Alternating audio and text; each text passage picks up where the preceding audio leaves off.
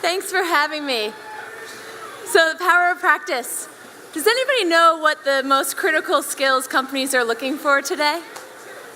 So if you read Accenture, any of the reports from Accenture, Deloitte, LinkedIn, you hear a couple things, or a few things.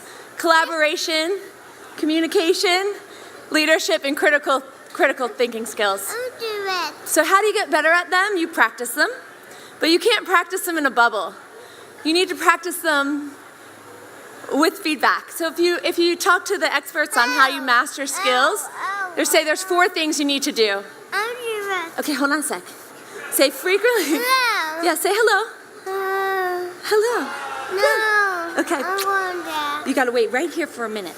Show me this. So you frequently practice, you engage with your peers, you self-reflect, and you get expert coaching. So there's 2 things you can do on your own. You can frequently practice those skills, and you can self-reflect. But you need a network of people for the other 2.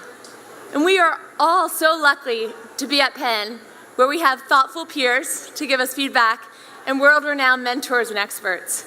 So my advice today, if anybody's looking for it, is to take advantage of your peers. Take advantage of those world-renowned mentors and experts, and be open to both giving and receiving feedback. And I promise you it will do you well.